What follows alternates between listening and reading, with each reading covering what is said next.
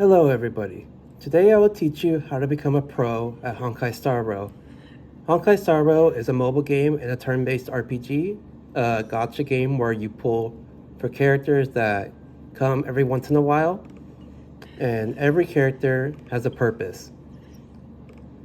In Honkai Star Rail, there are 7 different paths. Destruction, where characters do a lot of damage. Hunt, where characters are single target. Erudition, where characters attack multiple enemies. Harmony, that buffs characters. Nihility, that debuffs characters. Preservation, that helps defend characters. And Abundance, that's also in a similar purpose to Preservation, that just doesn't give a shield. In this game, there are also elements: physical, wind, ice, imaginary, fire, lightning, and quantum. This will become important later when we do battles. For now, let's look at characters. In this game, there is a max level of 80. A light cone, a character's weapon, also has a max level of 80. In this game, there are traces. This is also the character's skill levels, and you always want to have these leveled up to their maximum. And then we have relics. Relics give buffs depending on which character has them equipped. This set right here, this relic set, is a follow-up set. It buffs follow-up damage. Now, let me teach you about team synergy. This right here is a follow-up team. It has a harmony character and a preservation character. Every team wants to have at least one harmony character, sometimes two, depending if you're doing dual DPSs like this DPS and this DPS, and you also want at least one survival character, which is a preservation or abundance character.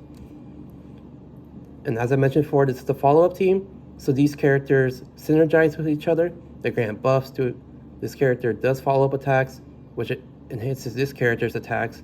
This character increases follow-up damage, and this character also increases follow-up damage. This is a typical hyper carry team. It requires a harmony character, abundance, another harmony with one main DPS that scales on crit damage. This is a break effect team. That is when you break enemies' weaknesses, which we'll come into later. And as I mentioned before, I will show you battle.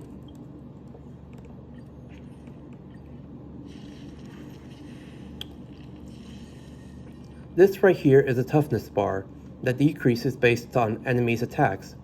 Like I mentioned before, there are basic attacks, skills, and ultimates from the traces that I mentioned earlier.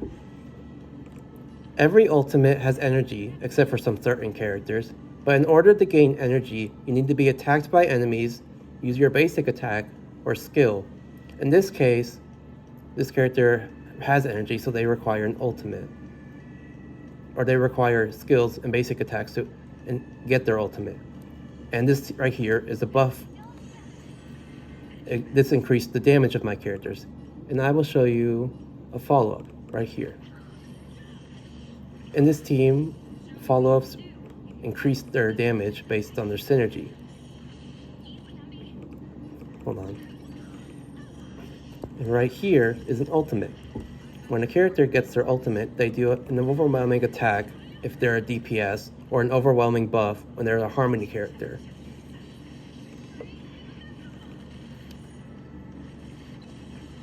Now, let's go into substats.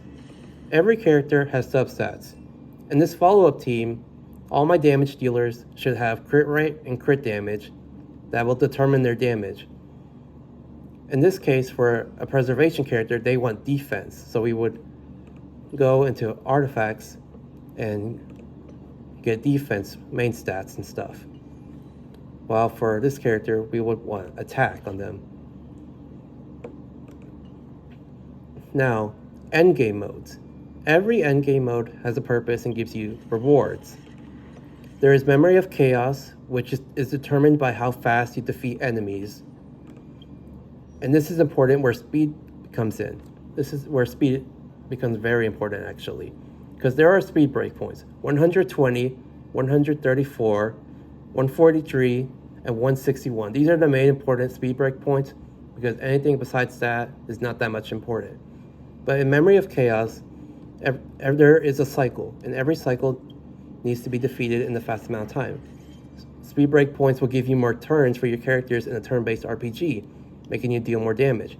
Pure Fiction here is a game mode where you have to defeat as little mobs as possible. Not little, as in like the least amount of enemies, but weak enemies all at once, which is where your addition characters have an overwhelming advantage, so you always want to have at least one of them in your teams. Apocalyptic Shadow is where break effect characters come in, because this requires you to break an enemy's toughness bar. And knowing this, you have become a pro at Honkai Star Rail. However, if you always want to go ahead, you can always pull for Eidolons, which sometimes involve money. And let's just say I have a lot of money. Light cones are also signatures. You can have signature light cones or generic. This is a generic light cone. That's why it has weaker buffs. But a signature light cone is specific for characters. Thank you for your time on my guide.